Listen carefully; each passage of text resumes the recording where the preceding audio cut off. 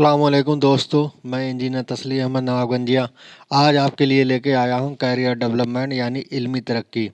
तो आप अपनी किस तरह इल्मी तरक्की कर सकते हैं बिना अपनी पेशा छोड़े, चाहे वो आप पढ़ाई कर रहे हैं या फिर आप इमामत कर रहे हैं या फिर आप कोई पेशा कर रहे हैं। आप अपनी बिना अपने काम को छोड़े साइड में आप कैसे तरक्की कर सकते हैं। तो अंग्रेज़ से पहले अगर इंडिया का एजुकेशन सिस्टम की बात करें तो मेनली 3 एजुकेशन सिस्टम इंडिया में राज थे। एक गुरुकुल एजुकेशन सिस्टम जो हिंदुओं का ब्राह्मणीकरण जो तरीका होता है उसके तरीके से पढ़ाई होती थी।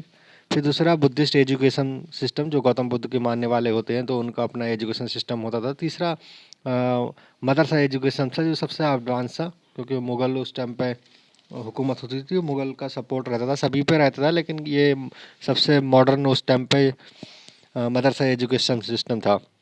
इसमें सभी तरह की पढ़ाई होती थी, दीनी के साथ साथ असरी उलूम, इंजीनियर, डॉक्टर, वकालत सभी चीज़ों की पढ़ाई होती थी। आपको शायद हैरानी होगी, जो सेलिब्रिटी तारीख में गुजरे हैं, राजा राम मोहन राय, मुंशी प्रेमचंद हिंदी उर्दू के बहुत अच्छे राइटर हैं, डॉक्टर राजेंद्र प्रसाद हिंदुस्तान के पहले राष्ट्रपति गुजरे हैं, ये सब मदरसे से पढ़ के निकले हैं। आज के टाइम पे अगर बात करें तो हमारे पास कौन कौन से एजुकेशन सिस्टम है। एक मॉडर्न अंग्रेजी एजुकेशन सिस्टम है जिसमें सीबीएसई, यूपी बोर्ड अक्सर अक्सर हिंदुस्तान में जो भी स्कूल में पढ़ाई होती है इन्हीं मॉडर्न एजुकेशन सिस्टम से होती है। दूसरा हमारा मॉडर्न मदरसा एजुकेशन सिस्टम है, यूपी मदरसा बोर्ड, बिहार मदरसा बोर्ड, बंगाल मदरसा बोर्ड, असम मदरसा बोर्ड, लगभग मेन मेन मदरसा स्टेट में मदरसा बोर्ड हैं। तीसरा जो हिंदू गुरुकुल सिस्टम था वो भी आज भी प्रेजेंट है। गुरुकुल स्कूल्स है, इनमें हॉस्टल में रह के पढ़ाई होती है और इसमें इन्होंने क्या कर रखा है, सीबीएसई वगैरह सभी अटैच कर रखे होते हैं, अपने हिंदू एजुकेशन सिस्टम भी पढ़ाते हैं, तो दोनों का इंटीग्रेटेड है। लेकिन हमारे मदरसा एजुकेशन सिस्टम में पहले जो थी देश की आज़ादी से पहले के इंटीग्रेटेड होती थी, आजकल धीरे धीरे ख़त्म हो गई वो सब चीज़। इसकी वजह बहुत सारी है। एक तो वजह ये है कि जो मॉडर्न टीचर होते हैं उनको सैलरी दूसरी स्कूल में ज़्यादा मिल जाती है, वो इसमें है ही नहीं, और जो सरकारी होते हैं उनका कोई मोटिवेशन नहीं होता। तो मदरसा एजुकेशन सिस्टम अपने आप में एक कंप्लीट है, लेकिन हमने जो भी वजह आते हैं सरकार को ध्यान नहीं देती है, मुस्लिम लीडर है वो भी ध्यान नहीं देते हैं। इस वजह से इसमें से असरी उलूम मॉडर्न उलूम लगभग मुर्दे हो चुके हैं। अगर होते भी हैं खारजी मुताला तो बच्चों को खाली किताबें दे दी जाती हैं और टीचर होते नहीं हैं, तो वो इनका इंटरेस्ट भी नहीं आ पाता और समझ भी नहीं पाते हैं। तो हमें अपने आप को कंप्लीट एजुकेशन समझना है कि कंप्लीट एजुकेशन क्या होती है। दोनों दीन भी और दुनिया भी दोनों ज़रूरी है, एक बैलेंस ज़रूरी है। स्कूलिंग, अगर हम स्कूलिंग की बात करें, मतलब 12th तक जो एजुकेशन है आज के टाइम में, मैं मॉडर्न के हिसाब से बता रहा हूँ कि मॉडर्न में क्या हो रहा है, क्या चीज़ की कमी है, ताकि आप देख पाएँ अपनी कमी क्या है, उसको पूरी कर सकते हैं। तो स्कूलिंग की अगर बात करें, सबसे पहले प्राइमरी एजुकेशन होती है जो हमारी 5th तक 8th तक होती है, जिसमें बच्चों को पढ़ना लिखना समझा दिया जाता है। उर्दू, हिंदी, इंग्लिश 3 ज़ुबानें मेन बताई जाती हैं अगर मॉडर्न की बात करें तो। और उसके बाद हमारा हाई स्कूल होता है जिसको हम मुंशी मौलवी के नाम से जानते हैं। फिर दूसरा इंटरमीडिएट होता है जिसको आलिम हम बोल देते हैं। अगर 10th के सर्टिफिकेट की बात करें मॉडर्न एजुकेशन सिस्टम में, 10th का सर्टिफिकेट किस तरह का होता है, तो 10th में 2 तरह के ब्लॉक होते हैं, 2 तरह के स्ट्रीम हो सके, मतलब 2 तरह के सर्टिफिकेट होते हैं। एक वो होते हैं जो आर्ट स्ट्रीम लेते हैं, और दूसरा होता है साइंस स्ट्रीम लेते हैं। अगर साइंस स्ट्रीम लेते हैं तो बच्चों के पास 2 या 3 ज़ुबानें होती हैं, हिंदी, इंग्लिश, उर्दू, फिर मैथ और साइंस होता है, एसएसटी भी होता है। और आर्ट स्ट्रीम लेंगे तो देखें Hindi, Urdu, English, general math होगा, मतलब आसान वाला उन्हें मैथ होगा, एसएसटी होगी। इस तरीके से सब्जेक्ट होंगे, थोड़ा बहुत चेंज भी रहता है, मतलब उनके पास आर्ट स्ट्रीम में मैथ और साइंस नहीं होता।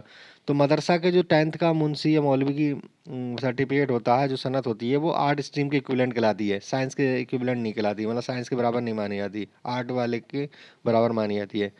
12th की बात करें तो 12th में 3 स्ट्रीम हो जाती हैं, art stream, commerce stream, science stream. जो साइंस स्ट्रीम लेते हैं जो सबसे कठिन कहलाती है, आर्ट थोड़ी आसान कहलाती है, और कॉमर्स मिडिल डिफ़िकल्ट रहती है, मतलब बीच की रहती है। तो साइंस स्ट्रीम में जो स्टूडेंट लेते हैं उनके पास फिजिक्स, केमिस्ट्री, मैथ, मतलब पीसीएम होती है, या फिर जो डॉक्टर बनना चाहते हैं पीसीबी लेते हैं, फिजिक्स, केमिस्ट्री, बायोलॉजी। जो पीसीएम लेते हैं वो इंजीनियर बन जाते हैं, बन सकते हैं। दूसरा कॉमर्स स्ट्रीम होती है, तीसरा आर्ट स्ट्रीम है, तो ये जो सबसे आसान कहलाती है। लेकिन जो मदरसे का हमारा आलिम की डिग्री होती है वो आर्ट के इक्विवेलेंट कहलाती है। मतलब जो 12th से आर्ट करके मॉडर्न एजुकेशन सिस्टम में जहाँ जा सकता है वही आलिम एक जगह आलिम सनत का बंदा स्टूडेंट तलबा जा सकता है वहाँ पर। लेकिन जो साइंस स्ट्रीम के कोर्स है वो नहीं कर सकता। यही मैं चीज़ आपको आगे भी बताऊँगा।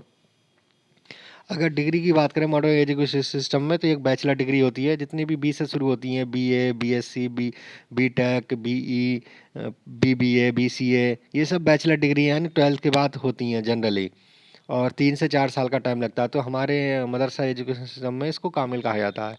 इसी तरह मास्टर डिग्री होती है जो लगभग 2 साल की होती है।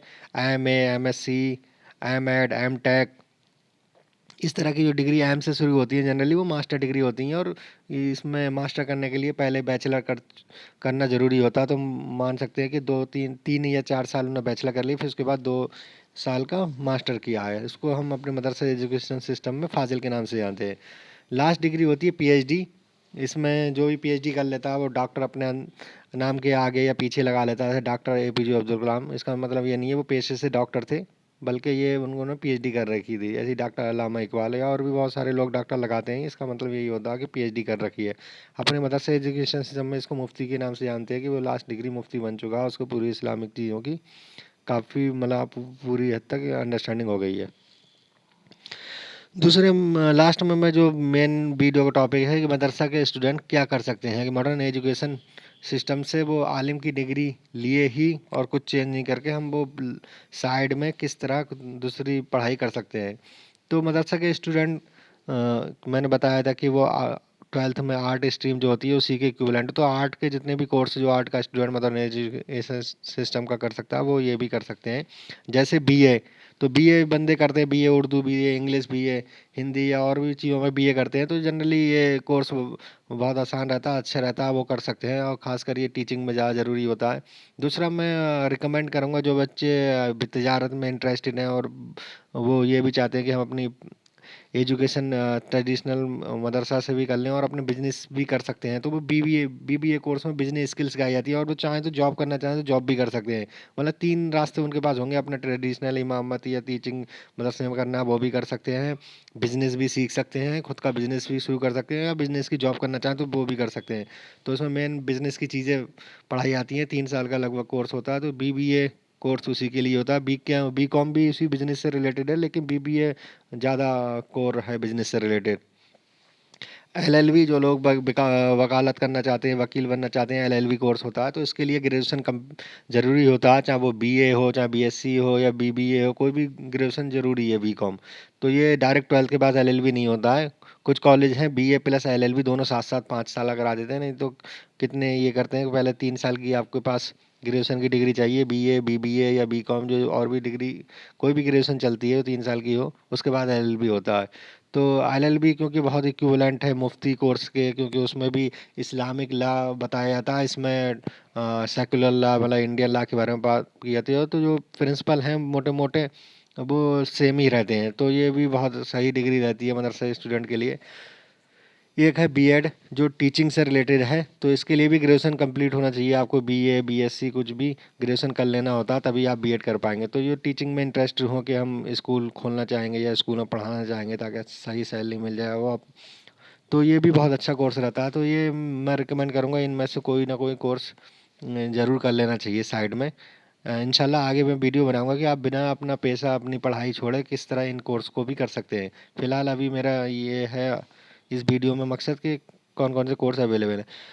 कुछ कोर्स ऐसे हैं जो मदरसा के स्टूडेंट डायरेक्ट नहीं कर सकते। वो कोर्स जनरली साइंस स्ट्रीम के, जो साइंस कंपलसरी चाहिए 12th में, तो उसमें बीएससी हो जाती है, बीसीए एमसीए हो जाता है, बीटेक इंजीनियरिंग के लिए, बी आर्क आर्किटेक्चर के लिए, बी फार्मेसी केमिस्ट के लिए जो दवाएं वगैरह बेचते हैं, फिर ये डॉक्टर की डिग्री जितनी है बीबीएस बीओएमएस बीएमएस बीवाईएनएस डॉक्टर, तो ये कोर्स मदरसा के स्टूडेंट डायरेक्ट नहीं कर सकते। तो कोई स्टूडेंट इसमें इंटरेस्टेड है, नहीं मुझे इंजीनियर बनना है या मुझे डॉक्टर बनना है, क्योंकि डॉक्टर तिब नबी की हदीस है, सुन्नत है, तो ये चीज़ें हमें करना है। तो मैं रिकमेंड करूँगा कि बीओएमएस यूनानी होती है, इसमें उर्दू भी आती है और अरबी की ज़रूरत पड़ती है। ये कोर्स बहुत अच्छा रहेगा मदरसा के स्टूडेंट के लिए अगर वो करना चाहते हैं। दूसरा कोर्स मैं रिकमेंड करूँगा अगर वो ज़्यादा कंपटीशन में नहीं जाना चाहते और नीट में कंपटीशन होता है तो वो इतने में एक BYNS है जो बिना नीट के कर सकते हैं, तो ये कोर्स भी कर सकते हैं। तो उसके लिए 12th में साइंस चाहिए, तो उसका भी सॉल्यूशन है कि साइंस अगर नहीं है तो हम किस तरीके ये कोर्स कर सकते हैं। उसके लिए ऑप्शन आता है NIOS, national institute of open schooling. ये ओपन स्कूलिंग है, मतलब आपको किसी स्कूल में एडमिशन नहीं लेना होता है। एक तरीके से आप समझ सकते हो प्राइवेट पढ़ाई, सिर्फ फॉर्म भरना होते हैं आपको, और आपको स्टडी मटेरियल आपके घर पे ही दे दिया जाता है।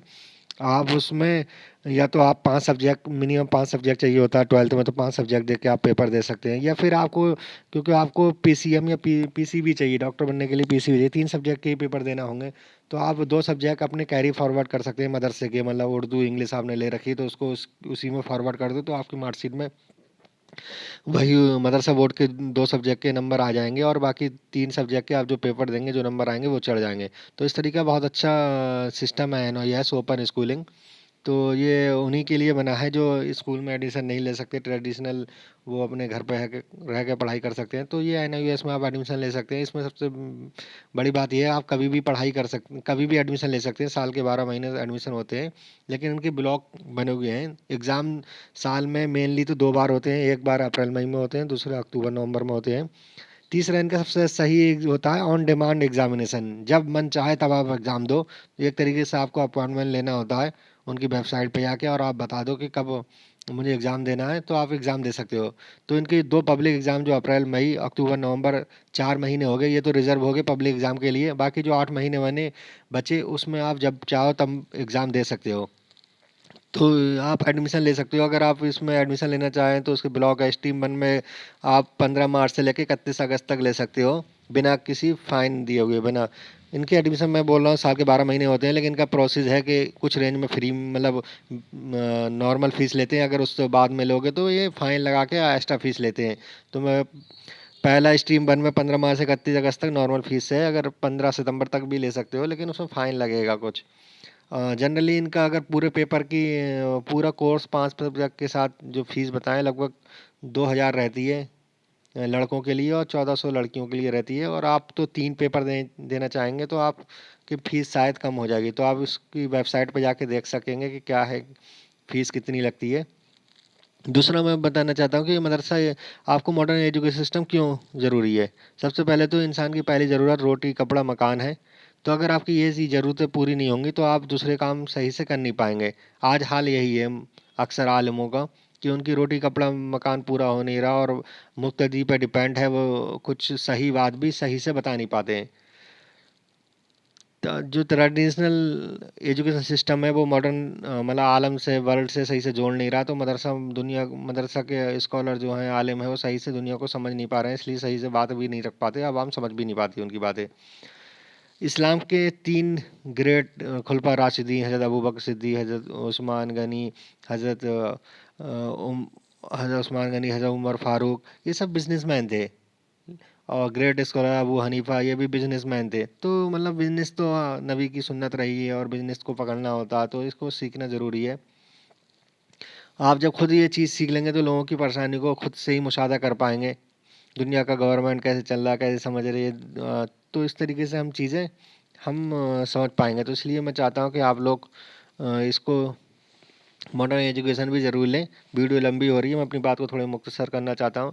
NIOS के बारे में मैंने बता ही दिया। आप डायरेक्ट वाले कोर्स भी कर सकते हैं। अगर NIOS की ज़रूरत आपको समझती है तो आप इनकी वेबसाइट पे ही देख सकते हैं, टोल फ्री नंबर है, मैंने वीडियो के लिंक भी दे दिए हैं, इनको भी देख सकते हो। फिर भी आपको कोई ज़रूरत पड़े हमसे तो मुझे ईमेल भी कर सकते हैं, और मेरे ये चैट में भी आप ज्वाइन कर सकते हैं, टेलीग्राम ग्रुप है, वहाँ पर डिस्कशन होता है। जो भी क्वेश्चन पूछे जाते हैं तो हम उनकी सॉल्व करने की कोशिश करते हैं।